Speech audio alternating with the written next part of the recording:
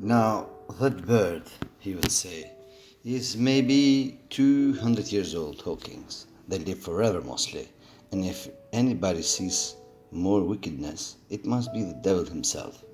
She sailed with England, the great Captain England, the pirate. She's been at Madagascar, at Malabar and Suriname, and Providence and Portobello. She was at the fishing up of the wrecked plate ships. Is there? It's there she learned pieces of eight, and little wonder. 350,000 of them, Hawkins. She was at boarding of the Viceroy of the Indies out of Goa.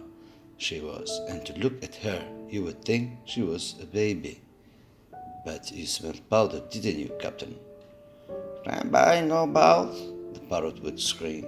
Ah, she's handsome girl, she is, the cook would say, and give her sugar from his pocket. And then the bird would peck at the bars and swear straight on, passing belief for wickedness. There would, John would add. You can't pitch and not be mocked, lad. Here, this poor old innocent bird of mine, swearing blue fire, and none the wiser. You may lay to that. She would swear the same, in a manner of speaking, before chaplain, and John would touch his forelock with a solemn way. He had that made me think he was the best of men. In the meantime, the squire and Captain Smollett were still on pretty distant terms with one another. The squire made no bones about the matter. He despised the captain. The captain, on his part, never spoke but when he was spoken to, and then sharp and short and dry, and not a word wasted. He owned, when driven into a corner, that he seemed to have been wrong about the crew, and some of them were as brisk as he wanted to see, and all had behaved fairly well. As for the ship, he had taken a downright fancy to her. She'll lie a point nearer the wind than a man has a right to expect for his own married wife, sir. But, he would add, all I say, we were not home again, and I don't like the cruise. The squire at this would turn away and march up and down the deck, chin in air. A trifle more of that man, he would say, and I shall explode. We had some heavy weather, which only proved the qualities of his Hispaniola. Every man on board seemed well content, and they must have been hard to please if they had been otherwise, for it is my belief there was never ship's company so spoiled since Noah put to sea. Double grog was going on the last excuse. There was duff in odd days, and for an instance, if the squire heard it was any man's birthday, and always a barrel of apples standing abroached in the waist for anyone to help himself that had a fancy. Never knew good come of it yet, the captain said to Dr. Livesey. Spoiled forecast hens make devils, that's my belief. But good did come of the apple barrel, as you shall hear. For if it had not been for that, we should have had no note of warning, and might have all perished by the hand of treachery. This was how it came about. We had run up the trades to get the wind of the islands. We were after. I am not allowed to be more plain. And now we were running down for it, with a bright lookout day and night. It was about the last day of our outward voyage, by the largest computation, sometime that night, or at the latest before noon of the morrow, we should sight the treasure island. We were heading south-southwest, and had a steady breeze abeam and a quiet sea. The Hispaniola rolled steadily, tipping her bowsprit now and then for a whiff of spray. All was drawing aloft, alow and aloft. Everyone was in the bravest spirits, because we were now so near in the end of the first part of the adventure.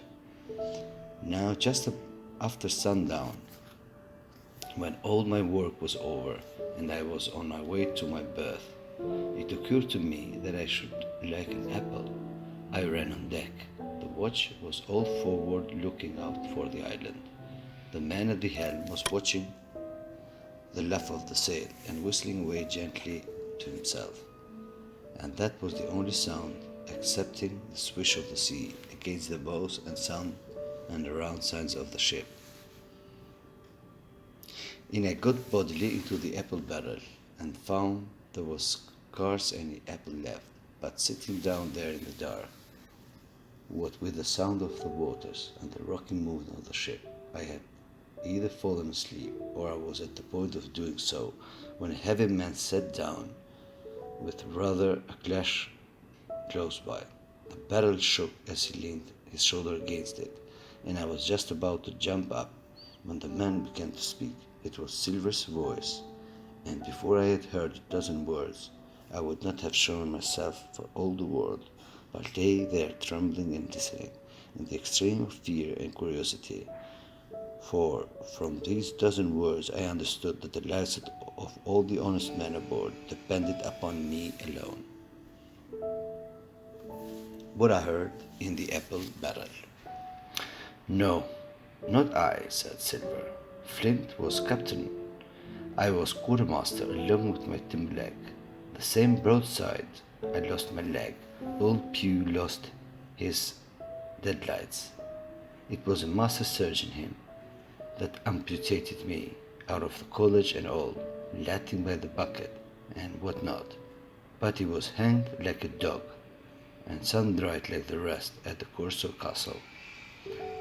That was Robert's man, and was and come of changing names to their ship, Royal Fortune, and so on.